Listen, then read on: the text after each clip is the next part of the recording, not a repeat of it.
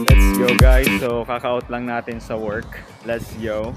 Time check 3:54 AM. So meron akong bibiling bagong bike guys, and dito kami magmi-meet up. Andito ako sa Ballymena train station. Ito, Translink NI Railways. Ayan. So samahan nyo ako guys, pipick upin natin yung binili kong second hand. Second hand lang naman siya guys na bike. Kasi ang problema is kung bibili kami ng sasakyan dito, medyo mahal and wala pa kaming pambayad sa insurance. Kaya naman sanang bumili ng sasakyan na ang problema yung insurance, medyo mahal. So for now, magtitis muna tayo guys sa bike para meron tayong sasakyan. Free na sasakyan namin is for 1 month lang siya.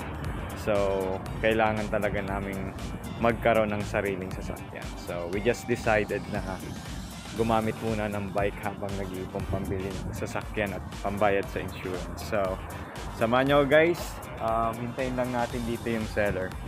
Let's go!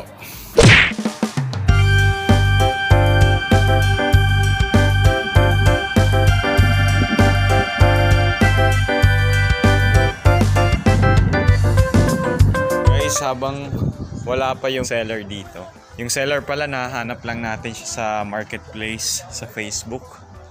And ang bait niya kasi yung binebenta niya kasi mahal and hindi natin afford. So ang ginawa niya is naghanap siya sa iba niyang kaibigan na merong bike. So yun, luckily meron siyang nahanap for 70 pounds. So habang naghihintay guys, samahan niyo ako dito sa loob ng train station. Pasok tayo. Let's go!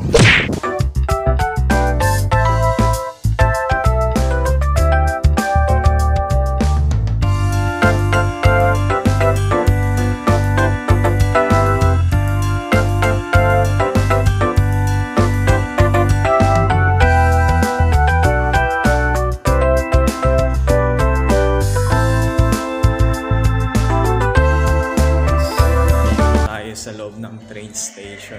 Hindi siya tulad sa Manila, no? Hindi siya tulad sa MRT and LRT natin sa Manila. Dito hindi masyadong crowded. Ayan, no?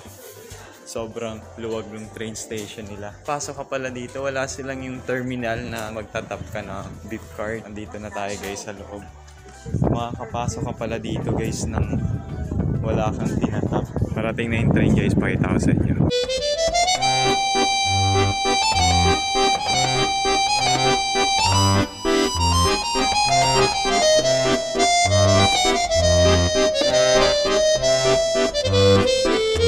Ay, magtatagal kasi baka ando na yung seller natin sa labas. Palabas na rin tayo ng train station. Dito lang yung train station nila dito guys.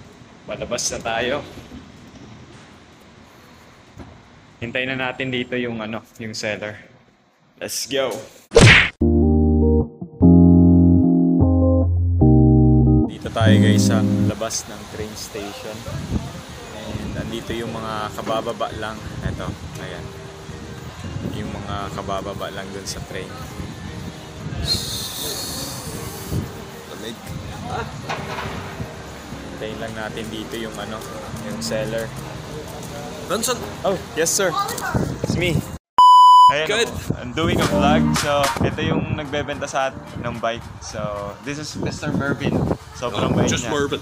Just Mervin. No mister. Sobrang bait niya guys. Thank you. Marami siyang kaibigan ng Pinoy. Sir, again, thank you so Good. much. Right.